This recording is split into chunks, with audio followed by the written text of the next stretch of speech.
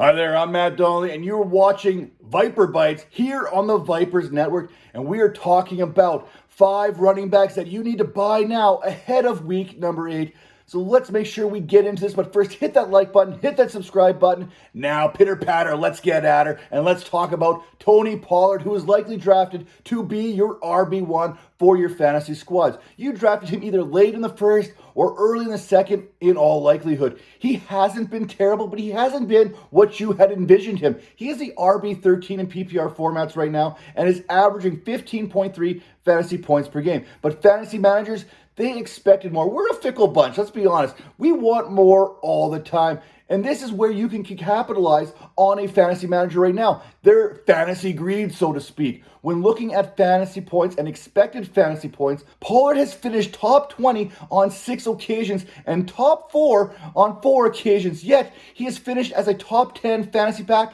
just one time this season. So we know that the opportunities are there for Pollard. We also know that Dallas has run a league high 22.6% of their plays in the red zone this season. So it's only a matter of time. Now, Pollard's usage and volume, they're both sitting there inside the top 10 amongst the running back position this season, as he's seen 77% of the Dallas Cowboys snaps inside the 10-yard line. That's another great metric when we're looking for fantasy production. Unfortunately, it just hasn't been there yet. What Pollard actually needs is a close game to take place. Scott Barrett there over at Fantasy Points pointed out that only 1 of 6 Cowboys contests this season has been decided by fewer than 12 points, and only 2 of those contests were decided by fewer than 20 points.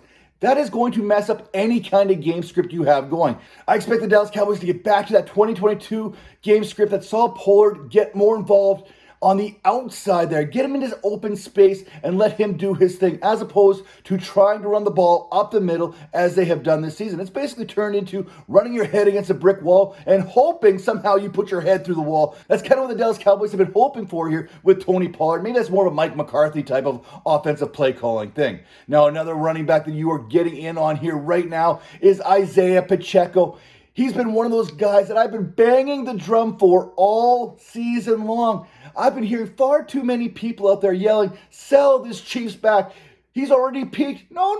He's only been getting better, people. He's been getting better each and every week. Last season, Pacheco finished the last 8 weeks or so as the 6th leading back when it came to rushing yards. This season, he's among the top 12 once again in rushing with 419 yards. But that's not why I'm buying Pacheco.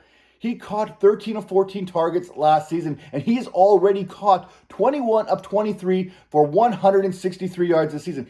He became the 14th most targeted running back in the National Football League. That's more targets than Joe Mixon, Saquon Barkley, Rachaad White, and even Breece Hall. I still don't know why no one is talking about the fact that he has 3 or more targets in 5 of 7 contests, or that he has produced at least 13 fantasy points in 5 straight games. Why do we continue to ignore Pacheco? Is it because he doesn't have that sexy name kind of going, that name brand recognition? He is the RB8 right now in fantasy, and that is only going to improve. Another running back that you can go out there and buy and probably get him on the cheap right now is Joe Mixon, who has struggled somewhat this season. And part of that could be tied into Joe Burrow and his early season struggles as he's been coming back from that calf injury that he suffered in the offseason. Well, coming off the bye, Burrow, he's had that extra week to seek treatment, and this may be the healthiest that he has been at any point this season, which is great news for Joe Mixon. Mixon's usage and opportunities thus far in 2023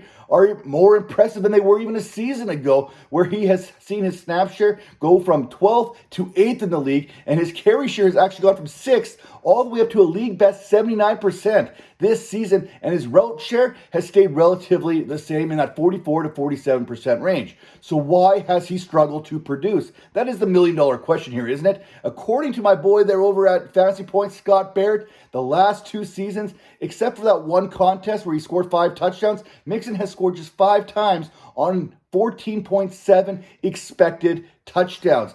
If it weren't for bad luck, Mixon really wouldn't have any luck at all. Eventually, that has to change. The script has to flip, considering that the Bengals' offense is arguably one of the top 5 in the league. positive regression is a thing, people. We have to will it into existence here when it comes to Joe Mixon. And I'm willing to bet that the reward right now outweighs the risk. Now, another back that I put a lot of faith in this season at the beginning of the year was Aaron Jones. That faith has been tested through trials and tribulations as he missed a pair of games with a hamstring injury after a 26.7 fantasy point performance back in week number 1. Now, that performance, it got us all excited. I had Jones as one of my top running backs in the National Football League, and I was victory lapping after week 1.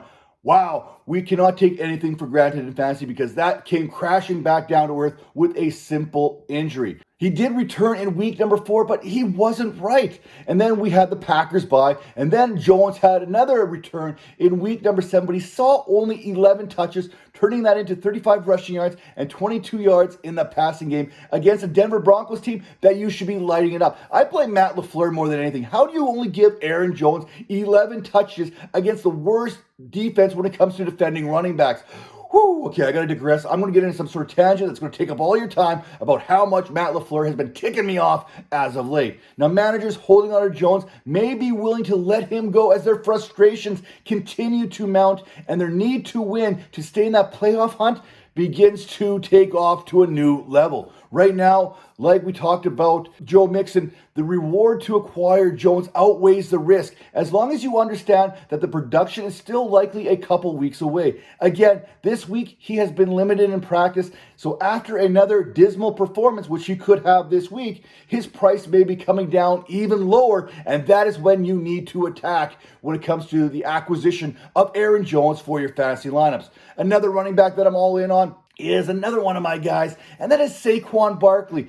He's had, 2 games that he's been healthy for this season? At least games that we can point out and say, hey, that's the Saquon Barkley that we know and love. Those games came back in week number 2 when he put up 27.2 fantasy points against the Arizona Cardinals. Then last week, 18.8 fantasy points against the Washington Commanders. While he wasn't a top 10 fantasy back in PPR formats in week number 6, he did manage to rush for 93 yards against the Buffalo Bills, which was his best game on the ground this season. So we have seen in the last couple weeks that Saquon Barkley is getting healthy at the right time for fantasy managers. And the time to trade for him is right now. Right now, before they play the New York Jets this week, a Jets team that is allowing 24.5 fantasy points per game to the running back position. That is the 8th most. And you definitely have to get in on him before the following week when he faces a Raiders team that is allowing the 5th most fantasy points to the position this season. That's 25.26 if you're asking. The same Raiders team that basically watched Donta Foreman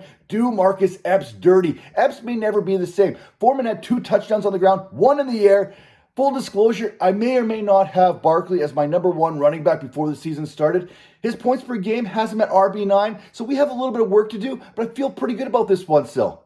Now, by the way, if you are looking to acquire Breece Hall on a buy low standpoint, you've probably already missed the boat on there, but he is still worth paying up for.